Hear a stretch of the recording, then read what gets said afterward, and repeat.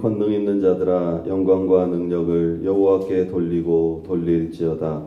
여호와께 그의 이름에 합당한 영광을 돌리며 거룩한 옷을 입고 여호와께 예배할지어다. 아멘.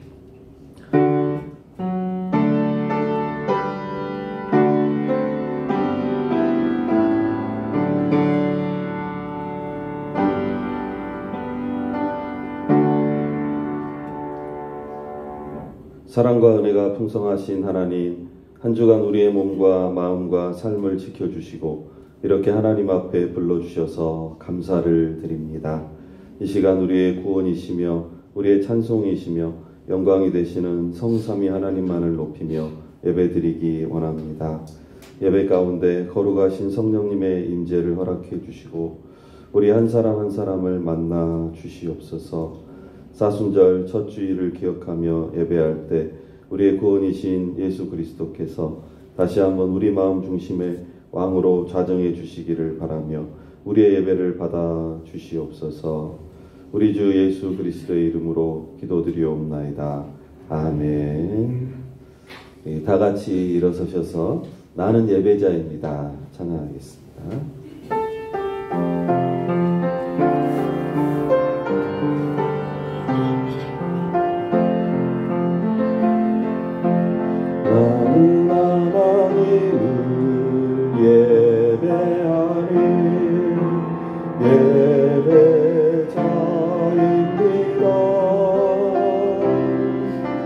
내가 서 있는 곳 어디서나 하나님을 예배합니다.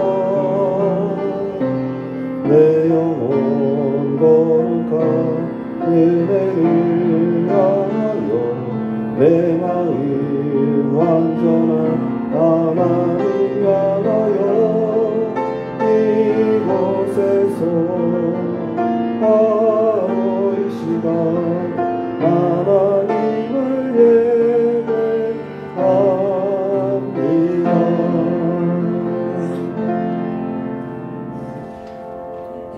다 함께 고백의 기도를 드리겠습니다. 주보를 참조하시기 바랍니다. 우리를 한없이 사랑하시는 하나님 감사합니다. 우리의 모든 허물과 죄를 용서해 주시고 하나님의 자녀 삼아 주심을 감사드립니다. 이 시간 사모하는 심령을 부어주시고 성령님을 통해 주님의 사랑과 은혜와 능력을 체험하게 해 주시옵소서. 주님께 합당치 않은 죄와 허물을 고백합니다. 성령의 소욕보다는 나의 욕심을 따라 행하며 성령님을 근심케 하였습니다. 주님이 주신 귀한 시간과 재능을 선용하지 못하고 게으름에 빠졌습니다. 내 입장에서만 생각하여 다른 사람을 비판하고 상처를 주기도 했습니다. 이 시간 주님 앞에 저희의 죄와 어리석음을 고백하오니 용서해 주시옵소서. 아멘. 계속해서 하나님 앞에 우리가 지은 모든 죄를 고백하며 침묵으로 참회의 기도를 드리겠습니다.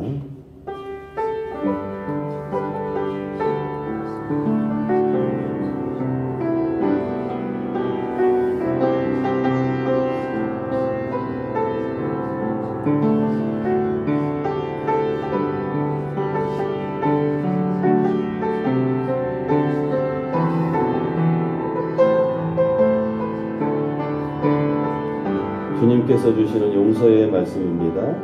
내가 이르기를 내 허물을 여호와께 자복하리라 하고 주께 내 죄를 아뢰고 내 죄악을 숨기지 아니하였더니 곧 주께서 내 죄악을 사하셨나이다. 아멘. 사도신경으로 우리의 신앙을 고백하겠습니다. 나는 전능하신 아버지 하나님 천지의 창조주를 믿습니다. 나는 그의 유일하신 아들 우리 주 예수 그리스도를 믿습니다.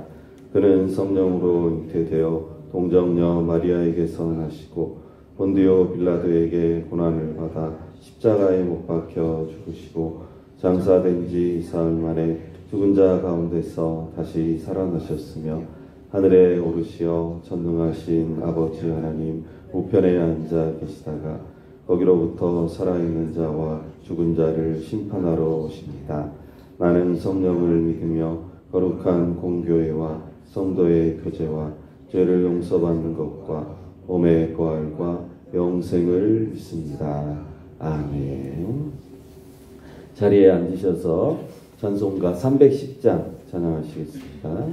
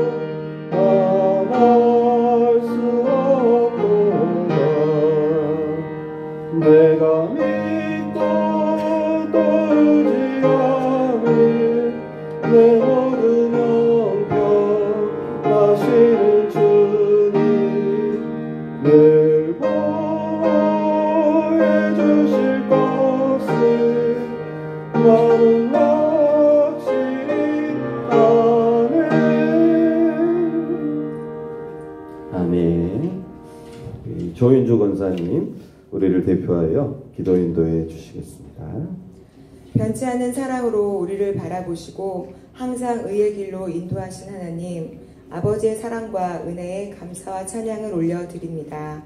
오늘 거룩한 주일 저희들 주님 전에 모여 온 마음과 정성으로 드리는 예배를 기뻐 받아주시고 저희들에겐 한없는 은혜와 성령 충만한 시간으로 인도하여 주시옵소서. 주님의 크신 사랑을 십자가에서 확증하여 보여주신 주님, 저희들 예수님의 고난과 부활의 영광을 준비하며 사순절 기간을 보내고 있습니다. 저희들 너무나 어리석고 부족한 주의 자녀들이지만 사순절 기간만큼은 예수님의 고난과 희생, 십자가의 사랑을 깊이 묵상하며 기도와 절제, 이웃사랑에 힘쓰며 살아가게 하옵소서. 그리하여 주님의 십자가의 고난과 그 사랑을 늘 기억하며 가치 있는 삶이 무엇인지 깨달아 주님 닮은 성화된 모습으로 살아가기를 결단하는 사순절 기간이 되게 하여 주시옵소서. 이 나라를 정의와 공의로 통치하시는 주님, 이 나라를 지금껏 주의 은혜로 지켜주시고 축복하여 잘 사는 나라 되게 하심에 감사를 드립니다. 그러나 현재 이 나라가 여러 가지 혼란과 어려움 가운데 있는 것을 주님 아시오니 이 땅을 불쌍히 여기시고 주님의 정의와 공의로 이 땅에 역사하여 주시옵소서. 그리하여 정치, 경제, 안보 이 나라의 모든 것이 안정되고 회복되어 분열이 아닌 연합하여 하나 되는 나라가 되게 하여 주시옵소서. 이 일을 계기로 우리 믿는 자녀들이 무엇보다도 나라를 위해 열심히 기도하는 기도의 용사들이 되게 하여 주시옵소서. 저희 일신교회를 사랑하시고 지금까지 선하게 인도하신 주님께 감사를 드립니다. 올해 성령의 능력으로 부흥하는 교회라는 비전을 가지고 더욱 하나님 뜻에 합당한 교회, 더욱 믿음으로 성장하는 교회로 부흥케 되길 소망합니다. 또한 올해부터 새로 시작되는 소그룹 모임을 통해 저희들이 모이기에 힘쓰며 성도 간의 깊은 교제를 통해 삶을 나누고 서로 위로하며 서로를 위한 기도의 시간이 되게 하여 주시옵소서. 그리하여 이 모임을 통해 중보의 큰 능력을 경험하는 일신교회 되게 하여 주시옵소서. 저희들이 주님의 말씀대로 순종하며 살기를 원하시는 주님, 말씀을 선포하시는 이창원 목사님을 더욱 사랑하여 주시고 성령으로 더 입혀주셔서 지혜와 능력이 더욱 충만하게 하여 주시옵소서. 오늘 목사님 선포하시는 말씀을 통해 여러 가지 힘들고 어려운 삶의 문제를 안고 주님께 예배하러 나온 주의 자녀들에게 주님의 사랑의 손길과 위로의 음성을 듣는 귀한 은혜의 시간이 되게 하여 주시옵소서. 새학년 새학기를 맞은 우리 귀한 자녀들 키와 지혜가 자라며 하나님과 사람들에게 더욱 사랑받게 하여 주시옵소서. 또한 지혜와 능력 주셔서 공부도 잘하고 주님 주신 달란트를 잘 발견하고 개발하여 하나님 나라에 귀하고 선하게 쓰임받는 자녀들이 될 수 있도록 선한 길로 인도하여 주시옵소서. 또한 직장과 결혼과 자녀를 간절히 기다리고 있는 자녀들에게도 가장 좋은 때에 가장 좋은 것으로 축복하여 주시고 환절기인 이때 연로하신 성도님들과 연약한 지체들을 건강으로 지켜주실 줄을 믿으며 이 모든 말씀 예수님의 이름으로 기도드립니다. 아멘.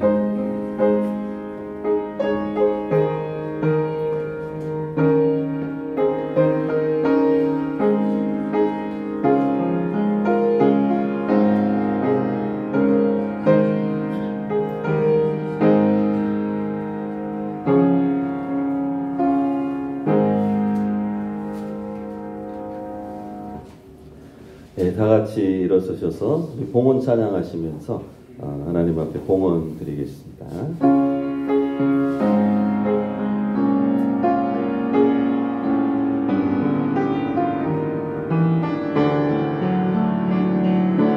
내게 있는 양육과 주께 가져와 그걸 위해 입 맞추고 예드립니다.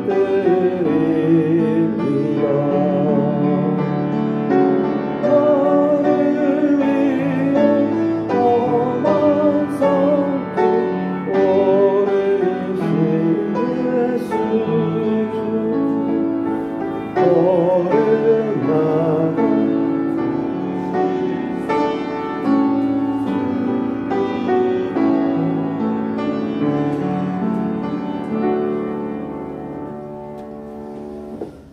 사랑하는 하나님 아버지, 이번 한 주간도 하나님의 사랑과 긍휼로 돌보아 주심을 감사드립니다.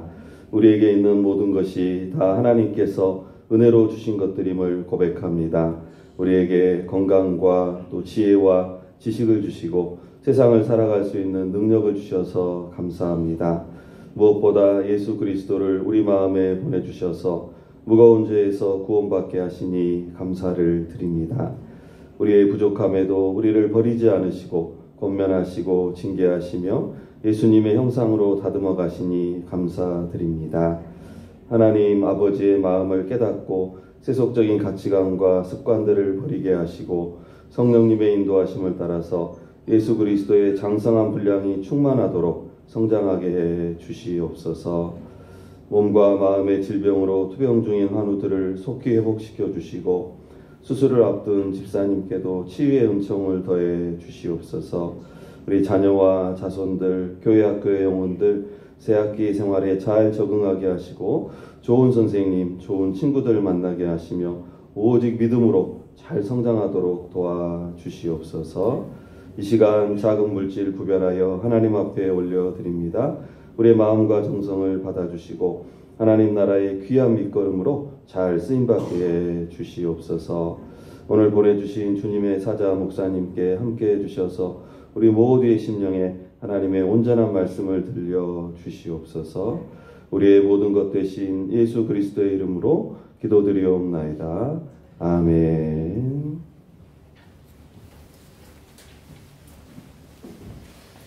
예, 자리에 앉아주시고 우리 교회의 소식을 잠깐 전해드리겠습니다. 주보를 참조해 주시기 바랍니다. 오늘은 사순절 첫 번째 주일입니다. 사순절 기간 동안 예수님의 고난과 십자가를 생각하시며 절제와 금식, 기도와 말씀 묵상, 경건 생활에 힘쓰시기를 바랍니다. 새벽 기도에 월요일부터 금요일까지 새벽 5시 반에 있고요. 금요 찬양 집회가 금요일 밤 8시 30분에 있습니다. 다임 목사님 출타 중이시라 여러분 이럴 때 더 기도에 힘써 주시기를 바랍니다. 수요 구역 예배 12일 수요일 오전 11시에 있습니다. 중보 기도회가 오전 10시 당회실에서 있고 문화교실 미나 개강을 합니다. 수요일 오후 1시 김소영 권사님 또 수고해 주십니다.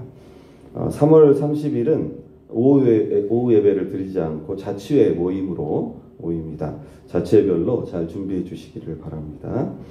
다음 주일 3부 예배는 교회학교와 청장년 연합 예배로 드리겠습니다. 시온 찬양대가 부활절 칸타타 연습을 지금 계속 하고 있습니다. 토요일과 주일 오후 3시에 하는데 혹시 참여하시고 싶으신 분들은 교역자나 우리 찬양대원에게 말씀해 주시고 사랑과 관심으로 기도해 주시기를 바랍니다. 주방배식 오늘 10구역, 다음 주 11구역이고 다임 목사님 3월 한 달간 안식년 잘 다녀오실 수 있도록 위해서 기도해 주시기를 바랍니다. 6구역의 김정선 집사님께서 성경 통독 50회를 완독하셨다고 합니다. 이번 주에 완독하셨고 우리 13구역 박신자 집사님께서 어머니 생신 우리 김정명 권사님 생신 감사하여 중식과 또 강단 장식 해주셨고요. 1구역의 신유자 권사님 하나님 은혜 감사하여 강단 장식 해주셨습니다. 우리 여러분들 축하하는 의미로 우리 함께 박수하도록 하겠습니다. 예, 우리 수련회를 다녀왔습니다. 그래서 우리 청소년부, 청년부 수련회 영상 한번 보도록 하겠습니다.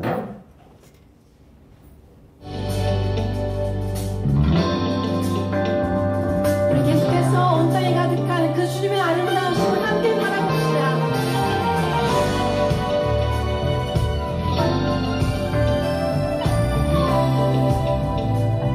함께 온 하늘을 수놓은 저 별들도 푸른 하늘 빛도 표현 못할 새끄러운 붉은 나무도 창조주의 지으신 작고 높은 하늘 나는 저 새들도 새들 피어난 작은 꽃들도 온 땅에 숨쉬는 주의 작품들. 근데 나는 약간 언니가 나. 근데 아니야. 근데 누가 막이야? 내가 막이야.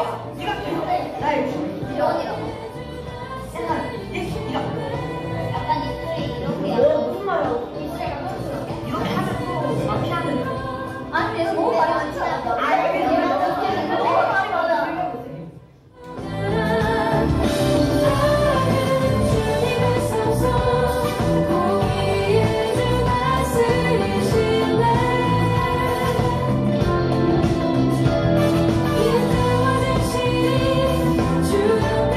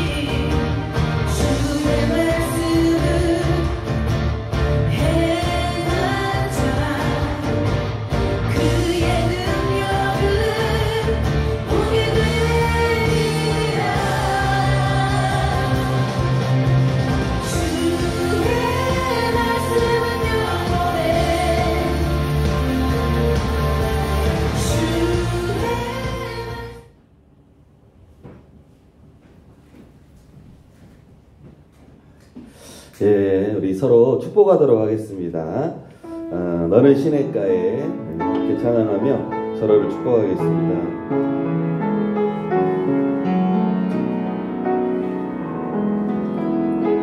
너는 시냇가에 심은 나무라 하나님의 사랑 안에 믿음 뿌리 내리고 주의 뜻대로 항상 사세요. 하나님께 감사의 박수 드리겠습니다. 이 시간 우리에게 주신 하나님의 말씀은 빌립보서 4장 11절로 13절 말씀입니다. 빌립보서 4장 11절로 13절 말씀, 신약 323면에 있습니다. 제가 봉독하겠습니다. 내가 궁핍함으로 말하는 것이 아니니라. 어떠한 형편에든지 나는 자족하기를 배웠노니 나는 비천에 처할 줄도 알고 풍부에 처할 줄도 알아. 모든 일 곧 배부름과 배고픔과 풍부와 궁핍에도 처할 줄 아는 일체의 비결을 배웠노라. 내게 능력 주시는 자 안에서 내가 모든 것을 할 수 있느니라. 아멘. 네, 오늘 말씀은 우리 협동 목사님이신 이창호 목사님께서 전해주시겠습니다. 네, 나오실 때 우리 할렐루야로 한번 인사하도록 하겠습니다. 자, 할렐루야.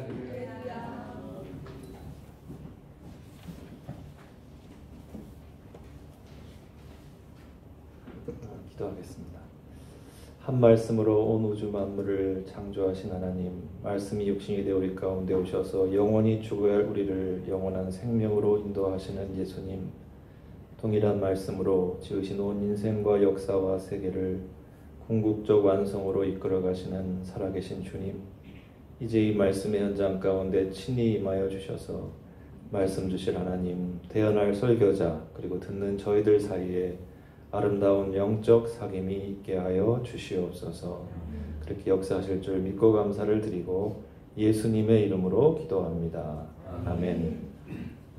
요한복음 8장에서 우리 예수님이 말씀하십니다. 너희가 내 말에 거하면 참으로 내 제자가 되고 진리를 알지니 진리가 너희를 자유케 하리라.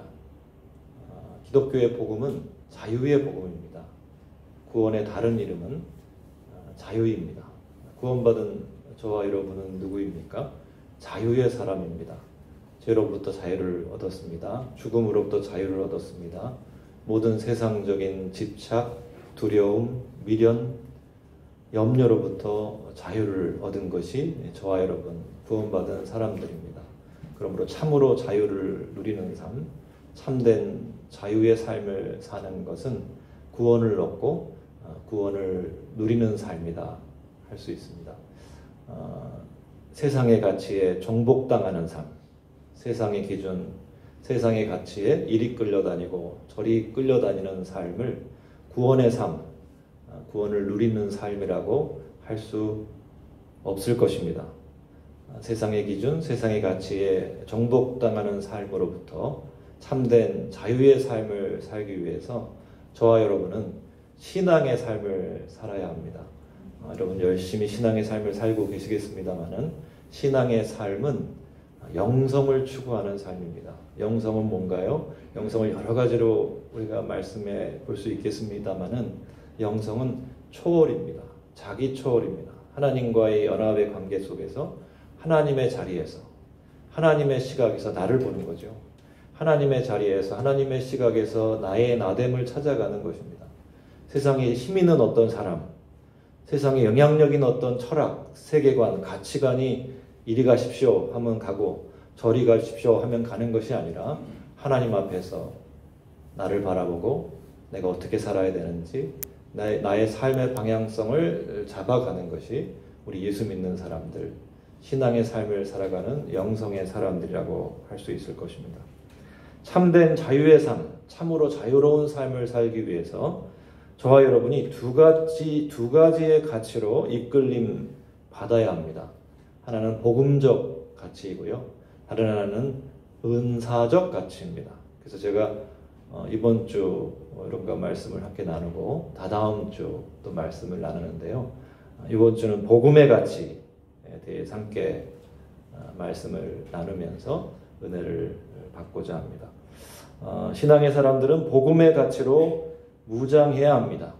복음의 가치가 뭘까요? 요점을 먼저 말씀을 드리면 복음의 가치는 잘나서 구원받은 것이 아니라 오직 은혜로 구원받는다. 맞죠? 나의 공로로 구원받는 것이 아니라 오직 예수님의 공로로 구원받는다. 이것이 복음이죠. 복음의 가치이죠. 그러므로 복음의 가치로 이렇게 딱 붙잡혀 사는 사람들은 결코 자기 자신을 자랑하지 않습니다. 오직 예수님만 자랑합니다. 왜요? 우리 예수님 때문에 구원받았잖아요. 예수님의 공로로, 오직 예수님의 공로로 구원받고 오직 은혜로 구원받았기 때문에 오직 예수님만 자랑하는 것이 복음으로 사는 사람들의 삶의 모습입니다. 세상의 어떤 것에도 매이거나 집착하지 않고 오직 예수님 안에서 참 자유를 누리고 참 만족을 맛보며 누리며 사는 것이 구원받은, 복음으로 구원받은 저와 여러분의 삶인 것입니다. 제가 유학하면서 미국에서 섬겼던 교회는 대학 도시에 있는 그런 교회였습니다.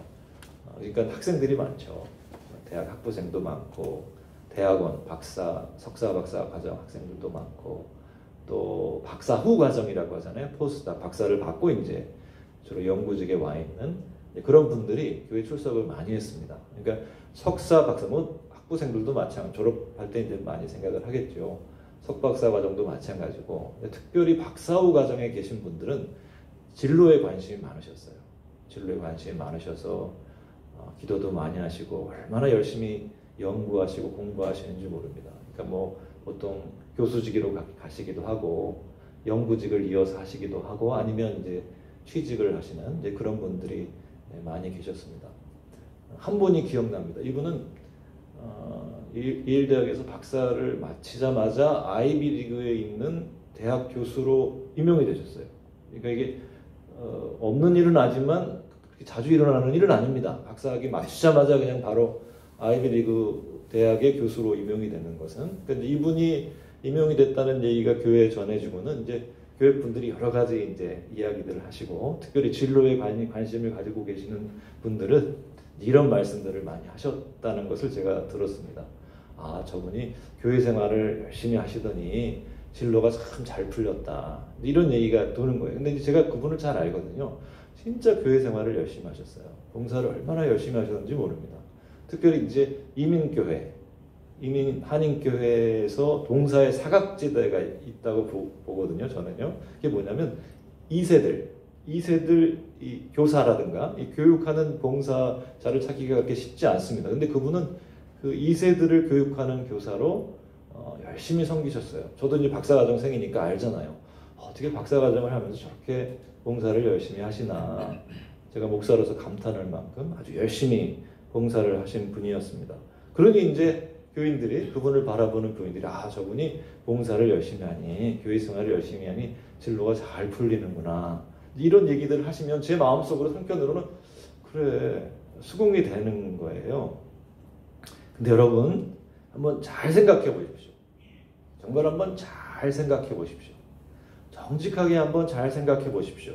이런 생각이요. 교회 생활 열심히 하니까 진로가 잘 풀렸어. 봉사 열심히 했더니 아들, 딸이 좋은 대학 갔어. 헌금 많이 하니까 주식이 대박나고 부동산이 대박이 났어. 예배 안 빠지고 열심히 드렸더니 온 가족이 너무너무 건강해. 신앙생활 잘하니까 인생이 잘 풀려. 형통해. 세상적으로도 너무 잘 나가. 여러분, 이런 생각이 복음적입니까? 율법적입니까? 복음적입니까? 율법적입니까?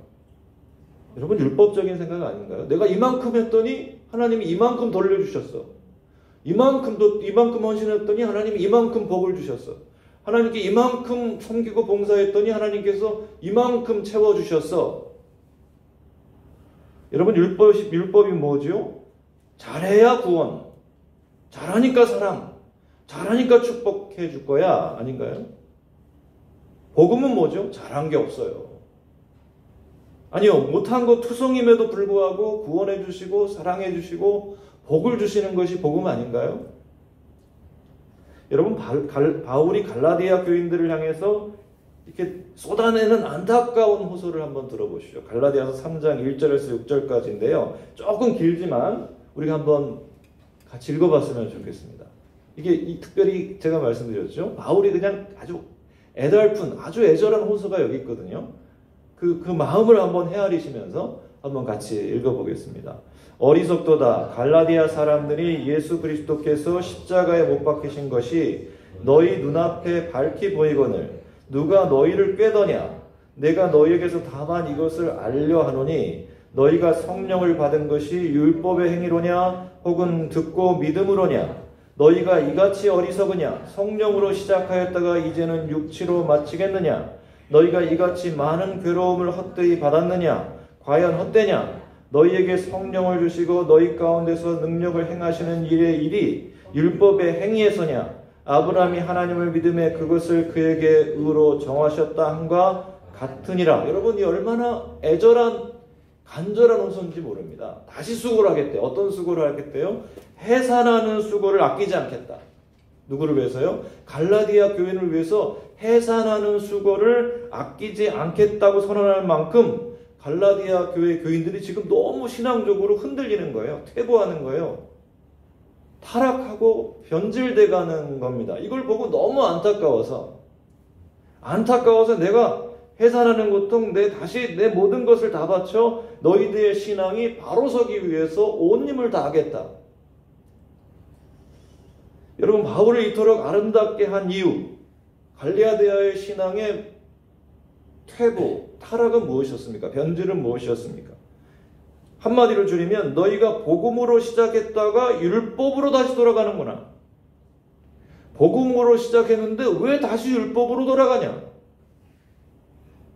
복음이 뭐라고요? 오직 은혜로 예수님의 공로로 구원받는 그 삶에서, 그 신앙에서 율법으로. 율법이 뭐예요? 율법을 다 행해야, 율법의 요구를 다 행해야 하나님이 예쁘게 보시고 그거 인정해가지고 그거에 대한 보상으로 구원해 주시는 이 율법으로, 율법적 삶으로 회개하는 것, 퇴행하는 것을 보고 사도 바울이 너무 고통스러웠던 겁니다. 여러분, 우리는 무엇으로 살아야 합니까? 어떤 가치에 붙잡혀 살아야 합니까? 저와 여러분 신앙인들의 삶에서 참된 성공은 뭐고 참된 행복은 어디에서 오는 겁니까? 율법의 가치로 살 때 오는 겁니까? 아니면 복음의 가치로 살 때 오는 겁니까?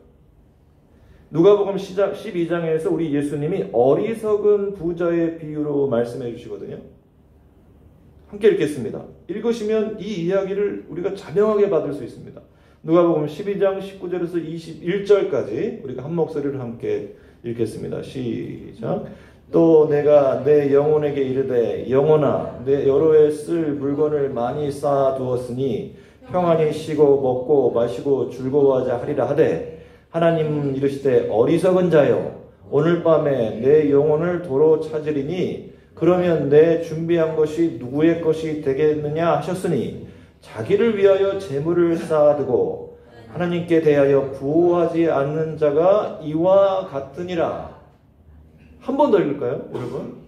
같이 읽겠습니다. 시작. 또 내가 내 영혼에게 이르되 영혼아 여러 해 쓸 물건을 많이 쌓아두었으니 평안히 쉬고 먹고 마시고 즐거워하자 하리니 하되 하나님은 이르시되 어리석은 자여 오늘 밤에 내 영혼을 도로 찾으시니 그러면 내 준비한 것이 누구의 것이 되겠느냐 하셨으니 자기를 위하여 재물을 쌓아두고 하나님께 대하여 부호하지 못한 자가 이와 같으니라. 이 12장에 나오는 부자의 불행은 뭡니까? 여러분, 부자의 불행은요, 세상적 복을 쫓다가 열심히 쫓아가지고 많이 쌓았거든요. 쌓았는데 세상적 복을 그렇게 온 힘을 다해서 온 열정, 생명을 다 바쳐 쫓다가 누굴 잃어버려요? 하나님을 잃어버린 겁니다. 여러분, 사람들이 얘기합니다. 우리 특별히 예수 믿지 않는 분들이 얘기합니다. 복은 여러 가지다. 그러니까 열심히 살아가지고 자꾸 복의 가지수를 늘려요. 뿐만 아니라 복을 가지수를 늘릴 뿐만 아니라 복의 양을 계속 늘려가려고 온 힘을 다합니다. 근데 여러분 한번 생각해 보십시오. 여러분 우리의 신앙의 세계에서 우리 바닥, 우리가 믿음으로 살아가는 이 바닥에서는 답이 달라요. 보통 세상 사람들이 말하는 것처럼 복은 여러 가지가 아닙니다. 복은 한 가지입니다. 진짜 복, 참된 복은 한 가지뿐입니다. 여러분 이거 잊지 말아야 합니다. 진짜 복은 무엇입니까? 믿음입니다. 예수님입니다. 예수님을 믿고 사는 믿음, 이거 한 가지입니다. 예수님을 믿고 사는 삶, 이게 최고예요. 최고입니다. 이게 최고이므로 다른 것은 있어도 감사고 없어도 감사합니다. 근데 우리 신자들 가운데도 안타까운 모습이 있습니다. 우리의 어리석음은 뭐죠? 최고를 이뤘는데, 최고를 이미 얻었는데 그보다 못한 것 못 얻어가지고 안절부절 못하고 사는 거예요. 더 안타까운 것이 있습니다. 최고를 이미 얻었는데, 우리 주님 믿고 사는 삶을 얻었는데 그보다 못한 거 얻지 못해서 노심쳐서 안절부절하다가 최고를 잃어버려요. 여러분 이것처럼 불행한 게 어디 있습니까? 이것처럼 안타까운 것이 어디 있습니까? 창세기 12장 1절에서 3절까지 여러분 잘 아는 말씀이신데요. 한번 같이 읽어보겠습니다. 시작. 여호와께서 아브라함에게 이르시되 너는 너의 고향과 친척과 아버지의 집을 떠나 내가 내게 보여줄 땅으로 가라. 내가 너로 큰 민족을 이루고 내게 복을 주어 내 이름을 창대하게 하리니 너는 복이 될지라. 너를 축복하게 하는 자에게는 내가 복을 내리고 너를 저주하는 자에게는 내가 저주하리니 땅의 모든 족속이 너를 말미암아 복을 얻을 것이라 하신지라. 여러분 하나님 약속이 있죠. 아브라함에 대한 약속이 있습니다. 네 이름을 창대케 하리라. 네가 복의 근원이 될 거다. 너로 큰 민족을 이룰 거다. 기가 막히는 약속을 주십니다. 약속은 있는데 갈 바는 알 수 없었습니다. 약속을 주시고 가라 하셨잖아요. 어디로 갈지 몰라요. 하나님이 어디로 가라고 구체적으로 얘기를 안 하셨어요. 분명한 건 한 가지밖에 없어요. 약속은 받았고 분명한 건 한 가지는 가라고 하신 분이 누구예요? 하나님. 그거밖에 없어요. 확실한 건 이거 하나밖에 없어요. 가라 하신 분이 하나님이신 거예요. 하나님이 가라신가 간 겁니다. 무작정 갔습니다. 어디로 가는지 몰라요. 그리고 갔습니다. 여러분 여기서 우리가 정말 배워야 돼요. 아브라함에게서 배워야 할 귀한 삶의 자세, 신앙의 자세가 있습니다. 여러분 아브라함에게 중요한 것은요, 어디로 가느냐, 어디 가서 어떻게 살고 뭘 하고 뭘 갖고 뭘 얻느냐가 아니에요. 어디로 가든 어디 가서 무슨 일을 하든 무엇을 얻든 무엇이 되든 상관없이 거기서 그 일에서 그 시간에 누가 있는 게 없느냐가 중요해요. 하나님이 계시냐 계시지 않느냐가 중요합니다. 오직 그겁니다. 하나님과의 관계라는 관점에서 다시 말씀드려 본다면 어디로 가든 어디서 어떻게 살든 무슨 일을 하든 무엇을 갖든 무엇이 되든 상관없이 그 자리에 하나님이 계시고 거기에 계신 하나님을 내가 진심을 다해서 예배하느냐 예배하지 않느냐, 이게 아브라함에겐 한 가지 가장 중요한 일이 되었던 것입니다. 저는 신학대학원을 졸업하고 군목 사역을 했습니다. 군목으로 섬겼기 때문에 차가 필요하거든요. 그래서 작은 소형차 하나를 중고로 마련해서 정말 열심히 뛰어다녔습니다. 제가 전방에서 군목을 했기 때문에 험한 길도 많이 다니고 포장 안 된 길도 다니고 그 차를 그냥 몰고 하여튼 그래서 이 차를 얼마나 혹사를 시켰던지 바퀴가 2번 받았습니다. 여러분 상상이 가세요? 이런 경험 한번 해보셨습니까? 가다가 바퀴가 빠지잖아요. 그럼 핸들이 안 움직여요. 딱 정지입니다. 아무리 뭘 하려고 해도 되지가 않아요. 2번 빠졌습니다. 2번. 그거 다시 수리해가지고 또 이렇게 전방을 노리면서 군목 사역을 했습니다만은 일이 있어서 서울을 나올 일이 있었는데 그때 가까운 지인 한 분을 만났습니다. 이분이 새 차를 뽑으셨더라고요. 사업을 하는 분이었는데 사업이 잘 돼가셔가지고 그때 참 잘 나가는 대형차, 새로 나온 대형차를 뽑으셨어요. 제가 감동이 됐습니다. 근데 진짜 저를 감동시켰던 거는 그 차 안을 딱 봤는데 겉을 이제 본 다음에 차 안을 봤는데 TV가 있는 거예요. TV가. 지금부터 벌써 30년, 거의 30년 전 일이잖아요. 거의 30년 전 일이죠. 여기 TV가 있는 거예요. 그래서 처음에 이제 감동이었는데 자꾸 이게 불만이 생기는 겁니다. 어떤 생각이 들죠? 야, 누구는 바퀴 2번 빠진 소형차 들고 이렇게 다니는데 그냥 대형차에 TV가 있는 차. 그래서 마음속에 막 불평불만이 확 올라오는 거예요. 근데 확 올라오는 어떤 순간에 뒤통수를 누가 하면 탁 때리는 거예요. 그래서 딱 일어났는데 아무도 없어요. 아니 진짜 분명히 제가 맞았거든요. 따끔하고 맞았는데 아무도 없어요. 누가 때렸나요? 하나님이 때리신 거예요. 너무 급하니까 이게 목사라는 인간이 이런 불평불만이 막 확 올라오니까 뒤통수를 딱 때리는 거예요. 그래서 아무도 없는데 하나님이 때리셨구나. 그리고 조금 마음을 가라앉히고 하나님이 제게 이런 마음, 이런 음성을 주셨습니다. 창호야, 2번 밖에 빠진 차 타고 다니면 불행이고 TV에 나오는 대형차 타고 다니면 행복이냐. 하나님 그 말씀 한마디 하시더라고요. 바퀴 2번 빠진 소형차 타고 주일한다고 열심히 따라다니는 그거는 불행이고 대형차 TV에 나오는 대형차 타고 다니면 행복이냐. 저는 너무 그 하나님 주신 마음, 그 음성이 너무나 강력했습니다. 여러분 어떻든 제가 그 음성 듣고 하나님 앞에 하나님 아닙니다. 두 손 두 발 다 듣고 아닙니다. 큰 차든 작은 차든 새 차든 중고차든 바퀴가 2번 빠졌든 광폭 타이어든 TV가 있던 어떤 상관없어요. 중요한 건 뭐죠? 내가 어디서 어떤 삶의 모습으로 어떤 상황에서 살아가든지 거기에 그 일에 그 시간에 하나님이 계시냐 아니냐, 계시지 않느냐. 하나님이 계시고 그 하나님을 내가 정말 온 힘을 다해서 예배하고 있느냐 없느냐, 그게 중요한 거죠. 여러분 이러한 진리를 아브라함의 삶이 증명하거든요. 여러분 잘 아시는 대로 아브라함의 믿음은 예배 제일주의의 믿음입니다. 그죠? 하나님 제일주의의 믿음입니다. 하나님이 최고고 제일이고 최고이신 하나님을 온 마음을 다해서 생명을 다해서 예배하는, 이것이 아브라함의 신앙이잖아요. 그러니까 하나님이 예배가 아브라함의 삶의 핵심이죠. 아브라함이 주인공으로 등장하는 창세기 12장에서 22장을 읽어보세요. 예배가 빠짐없이 나옵니다. 한번 읽어보세요. 다시 한번 읽어보세요. 빠짐없이 나와요. 근데 2장에서는 안 나와요. 16장에서 안 나오고 20장에서 안 나와요. 16장에서 어떤 일이 있었죠? 약속의 아들을 기다리려고 했는데 이분이 못 기다리고 어떡하죠? 인간적인 방법으로, 하나님의 생각이 아닌 완전히 인간적인 계산으로 어떡하죠? 사라의 여종 하갈에게서 아들을 얻잖아요. 이스마엘입니다.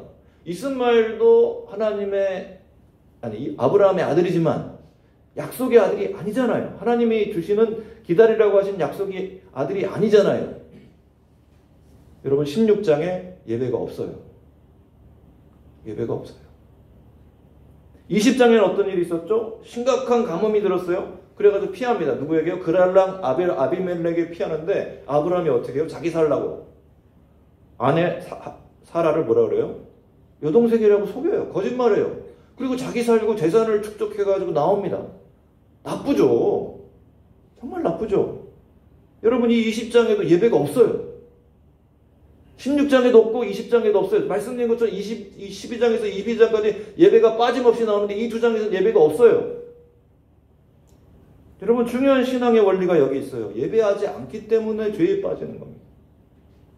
하나님 마음을 아프게 하는 삶의 사연을 자꾸 만들어가는 겁니다. 또 하나님을 가까이 하지 않으니까 죄가 점점 가까워져요. 하나님이 기뻐하지 않으시는 삶의 선택을 열심히 즐겨하게 되는 겁니다. 여러분 제가 보니까요, 우리 신자들 가운데 설마 그렇게 할 필요 없고 그렇게 안 살아도 되거든요. 근데 되게 열등감에 빠져 사는 신자들이 있어요.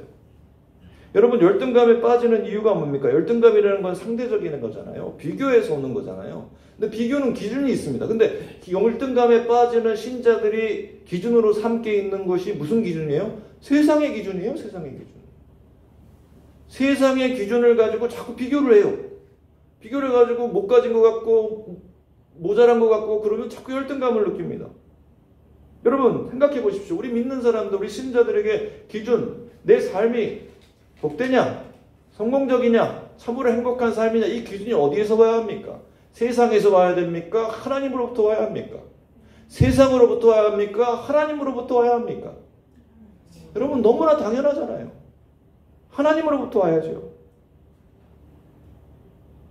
하나님으로부터 온 성공의 기준, 이것이 아브라함의 기준이었습니다. 다른 기준 생각하지 않았습니다. 아브라함에게 기준은 뭐였다고요? 내가 어떤 모양으로 살든 어디서 살든 무엇을 하며 살든 무엇이라든 무엇을 가지든지 거기에 누가 계시느냐 계시지 않느냐? 하나님이 계시느냐 계시지 않느냐?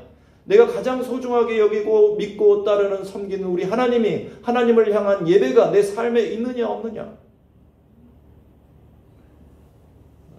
제가 유학 석사 박사에서 8년을 했는데요. 뭐 교회를 계속 섬겼습니다만은 제 아내와 같이 교회를 봉사할 그런 시간이 있었어요. 저 아내도 교회 학교를 봉사하고 저도 어느 부부를 맡아서 섬기고. 그러니까 둘 다 주일날 봉사하니까 우리 아이들이 이제 좀 잘 돌봐야 되는 상황이 됐습니다. 그래서 일부 예배를 같이 드렸어요. 저도 이제 일부 예배를 드려야 됐고 제 아내도 일부 예배를 드려야 됐고 그래서 우리 두 아이를, 첫째가 7, 8살 정도 됐었고 둘째가 2, 3살 정도 됐었습니다. 8시에 일부 예배가 있거든요. 그래서 일부 예배에 온 가족이 나와서 예배를 드리는 거예요. 사실 걱정이 됐습니다. 어린아이들이 일찍 일어나서 준비해서 나와서 일부 예배, 어른 예배들 같이 드리고 이렇게 하는 것이 좀 걱정이 됐는데 예배를 참 잘 드렸습니다. 제가 예배 시작하기 전에 찬양 인도를 했으니까 예배 마치는 우리 첫째가 아빠한테 막 코멘트도 해주고 아빠 왜 이렇게 인도했어 저렇게 했어 뭐 이렇게 해주고 그게 좋았습니다. 그리고 이제 그렇게 예배를 드리면서 제 마음속에 하나님 앞에 이런 다짐이 생겼어요. 우리 아이들을 어떻게 키울까? 우리 아이들을 어떻게 앞으로 키울까? 하나님이 제게 주신 다짐은 이거였습니다. 인생을 살다 보면 실패할 수 있죠. 제 아이들도 실패할 수 있습니다. 당연한 일입니다. 왜 실패가 없겠습니까? 왜 넘어지는 게 없겠습니까? 인생에 살다면 실패할 수도 있지만 그러나 실패해서는 안 되는 한 가지가 있다를 가르쳐줘야 된다. 실패할 수 있어요. 너무 애들 저 하지 마셔요. 실패할 수 있죠. 그러나 실패해서는 안 되는 한 가지가 뭐예요? 예배에 실패해서는 안 된다. 예배에 실패해서는 안 된다. 하나님이 우리 아이들과 그 어린아이들과 예배 드리면서 제 마음속에 그 다짐을 주셨어요. 예배에 대해서는 실패해서는 안 된다. 이걸 우리 아이들한테 가르쳐야 된다. 이게 제일 실존적인 상황과 연결되어 있었거든요. 이게 이제 박사학위 막바지였고 논문을 이제 거의 써가지고 이제 논문 통과될 그런 직전이기 때문에 정말 뭐 거의 올인이죠. 올인한 겁니다. 뭐 온통 논문에 집중하는 때에 하나님이 제게 주신 마음이었어요. 사실은 창호야, 논문 어쩌다가 늦어질 수도 있는 거야. 그러나 예배에 실패하면 안 된다. 그게 저한테 주신 마음이었어요. 예배도 실패하지 않았고 논문도 잘 마칠 수 있도록 하나님이 인도해 주셨습니다. 오늘 본문 빌립보서 4장 11절에서 13절 말씀 우리 한번 다시 읽겠습니다. 같이 읽겠습니다. 시작. 내가 궁핍함으로 말하는 것이 아니니라. 어떠한 형편에든지 나는 자족하기를 배웠노니 나는 비천에 처할 줄도 알고 풍부에 처할 줄도 알라. 모든 일 곧 배부름과 부품과 풍부와 궁핍에도 처할 줄 아는 일체의 비결을 배웠노라. 내게 능력 주시는 자 안에서 내가 모든 것을 할 수 있느니라. 여러분 너무 좋아하시는 말씀, 특히 13절을 암송하고 계시잖아요. 모든 것을 다 할 수 있다. 근데 사실은 여러분 이 자체 13절 능력 주신 자는 모든 것을 할 수 있다. 이 자체도 감사한 말씀입니다만은 한번 맥락을 보십시오. 내가 할 수 있는 게 뭐냐? 지금 바울이 할 수 있는 게 뭐냐고 말씀하는 거냐면요. 이런 겁니다. 하나님이 내게 능력을 주셔서 내가 할 수 있는 게 뭐냐? 내게 있는 능력이 뭐냐? 나는 가난하거나 부하거나 상관없이 일체의 비결을 알았다 이거거든요. 내가 가난하든지 뭐 물질적으로 부유하든지 어떤 상황에 있든지 내가 세상 사람들이 이거 행복하게 살려면 이거 꼭 있어야 돼 하는 조건을 가지고 있든지 없든지 상관없이 일체의 비결을 알았다는 말은 뭐예요? 그 어떤 상황에 있든지 내가 행복하게 살 수 있는 비결, 능력을 가지고 있다 이런 얘기입니다. 가난에 처할 수 있죠. 가난에 처하지만 부자를 경멸하지 않고 부러워하지 않습니다. 왜요? 물질이 필요한 거지만 물질적 부요함이 결정적으로 중요한 게 아니거든요. 열심히 살아서 물질적으로 부유할 수 있죠. 물질적 부를 소유할 수 있지만 가난한 이들을 무시하지 않고 가진 그 부요함, 물질에 집착하지 않고 언제든지 내려놓을 수 있습니다. 물질적 부를 누리면서도 영적인 풍요를 간직하며 누리며 살아갈 수 있죠. 가난하든 부하든 상관없이 바울이 참된 행복, 충만한 행복으로 살 수 있는 비결은 뭐예요? 사도 바울에게 삶의 목적은 가난도 아니고 물질적 부도 아니고 예수님 때문이기 때문입니다. 오직 그것뿐이에요. 바울에게 가장 소중한 것이 바울에게 진짜 복이 물질적 복이냐 사람들이 간절히 사모하는 다른 어떤 세상적 복이 아니라 예수님이기 때문입니다. 하나, 오직 한 가지, 예수님. 오직 주님이기 때문입니다. 여러분, 가난하게 살아도 예수님이 계시면 그의 삶은 대성공이죠. 근데 열심히 일해가지고 물질이 차고 넘쳐요. 사람들이 너무 부러워해요. 그렇게 차고 넘치는 삶을 사는데 예수님을 잃으면 대실패죠. 여러분, 그런 실패가 어디 있습니까? 예수님이 가장 중요합니다. 예수님을 믿고 예수님을 뜨겁게 만나고 예수님을 더 열정적으로 따르고 예수님이 주시는 그 축복과 은혜 가운데 영적인 충만함 가운데 살아가는 것, 이것이 가장 중요한 목적이고 가장 중요한 행복의 원천이라는 사실을 결코 잊어서는 안 됩니다. 이러한 삶의 지향으로 사는 사람이 하나님의 은혜 안에서 참된 자유를 누릴 수 있는 사람입니다. 참된 자유를 누릴 수 있는 사람. 독일의 암병원에서 있었던 일이랍니다.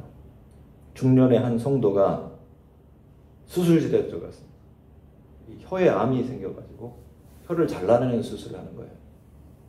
마취하기 전에 의사 선생님이 묻습니다. 이제 말을 못 하잖아요, 수술 끝나면. 마지막으로 한마디, 이제 입을 열어서 음성으로 말할 수 있는 게 마지막 기회니까 한마디 남기십시오 그랬어요. 그러니까 이제 의사 선생님들, 간호사 선생님들 다 그 주위에 있는 사람들이 이분이 무슨 말을 할까? 속으로는 나라면 무슨 얘기를 할까? 여러분 무슨 말씀을 하시겠습니까? 이제 마지막 한마디 남겨야 된다면 여러분 무슨 말씀을 하시겠습니까? 거기 있는데 귀를 크게 들고 이분이 무슨 얘기를 하시나? 이분이 남긴 마지막 말, 눈물을 흘리면서 남긴 마지막 말은 이거였습니다. 주 예수여 감사합니다. 주 예수여 감사합니다. 주 예수여 감사합니다.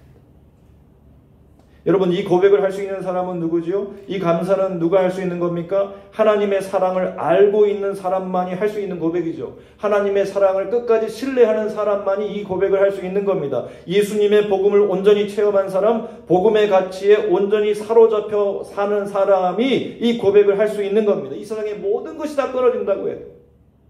세상 사람들이 그거 없으면 못 살아요. 세상이 그렇게 가치 있게 여기는 그 모든 것이 다 사라진다고 해도 이 사람은 감사합니다. 충만합니다. 행복합니다. 왜요? 예수님이 있으니까요. 예수님이 있으니까요. 복음의 감격이 있으니까요. 예수 그리스도 안에서 죄 용서받고 새로 태어나고 거듭나서 영생의 확실한 소망 가운데 살아가고 있기 때문입니다. 그것 때문에, 아니 그것만으로 충분히 넘치도록 행복하기 때문입니다. 설교를 맺겠습니다. 저와 여러분이 복음의 가치에 완전히 사로잡혀 살 수 있기를 바랍니다. 완전히 사로잡혀서 세상의 가치에 이리 끌려다니고 제발 저리 끌려다니고 그에 굴복하는 삶이 아니라 복음의 가치에 사로잡혀서 참된 자유를 마음껏 누리며 살아갈 수 있기를 바랍니다. 죽음도 초월하고 세상에 그 어떤 것도 다 초월하고 세상의 집착, 모든 집착, 나를 얽매이는 모든 것 초월하고 이겨내고 극복하고 그 어떤 것에도 매이지 않고 참 자유를 누리는 그래서 참된 행복으로 가득한 삶을 살아가는 저와 여러분 될 수 있기를 간절히 바랍니다. 기도하겠습니다. 하나님, 말씀에 응답해서 아멘으로 응답해서 우리가 복음의 가치에 온전히 사로잡혀 살게 하여 주시옵소서. 그렇게 역사하실 줄 믿고 감사를 드리고 예수님의 이름으로 기도합니다.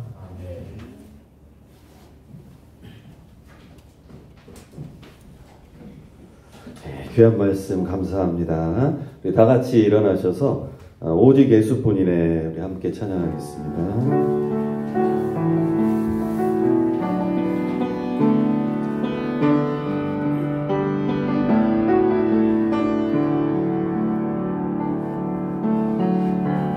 은혜 아니면 살아갈 수가 없네. 보응마저도 다 주의 것이니 세상 평안과 위로 내게 없어도 예수 오직 예수뿐이네.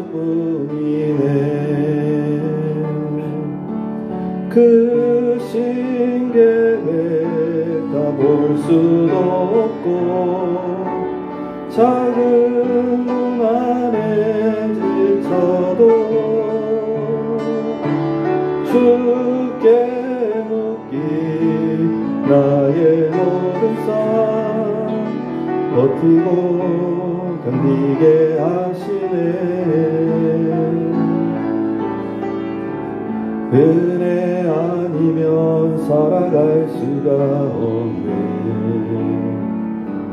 나의 모든 것 다 주께 맡기니 참된 평안과 위로 내게 주신 주 예수 오직 예수뿐이네. 우리 이 시간 함께 말씀을 생각하며 기도하기를 원합니다. 나의 어떤 행위나 공로가 아닌 오직 예수 그리스도의 은혜로 우리는 살아갑니다. 세상의 어떤 것들도 우리 얽매이지 않게 하시고 오직 예수 그리스도 안에 있는 이 놀라운 복음의 가치를 우리가 깨닫게 하시고 그것을 누리게 하시고 세상 어떤 것에서도 우리가 자유를 누리며 살아가게 해달라고 우리 다 함께 통성으로 기도하시겠습니다. 할렐루야. 참 좋으신 하나님 아버지 감사합니다. 아버지 하나님 우리를 아무 공로 없이 오직 주 예수 그리스도의 은혜로 이 믿음으로 구원해 주셔서 감사합니다. 하나님 우리가 예수 그리스도와 온전히 연합하여서 오직 예수 안에 있는 이 놀라운 이 천국의 가치, 영원한 가치들을 보게 하시고 우리 눈을 뜨게 하여 주시고 이 놀라운 은혜와 또 복음과 구원과 이 놀라운 자유를 누리며 살아갈 수 있도록 도와주시옵소서. 세상의 그 어떤 것에도 얽매이지 않도록 도와주시고 세상을 변동질하지 않고 오직 내 안에 있는 이 놀라운 가치를 우리가 날마다 누리며 은혜 가운데 살아갈 수 있도록 축복하여 주시옵소서. 우리 모든 가운데 임재하여 주시고 오직 우리 안에 살아 역사하여 주시옵소서. 참 좋으신 하나님 감사합니다. 임재하여 주시고 충만케 하여 주시옵소서. 우리 이창호 목사님 축도로 예배를 마치겠습니다. 지금 우리 주 예수 그리스도의 은혜와 아버지 하나님의 크신 사랑하심과 성령님의 강력히 역사하시며 충만하시며 교통하시니 오늘 주님 말씀하신 대로 오직 은혜로 예수 그리스도의 공로로 구원받아 이제 오직 복음의 가치로 사로잡혀 참된 자유, 참으로 자유로운 구원의 삶을 누려야 할 여기 모인 귀한 하나님 백성들 머리머리 위에 지금부터 영원토록 함께 하시기를 간절히 축원하옵나이다. 아멘.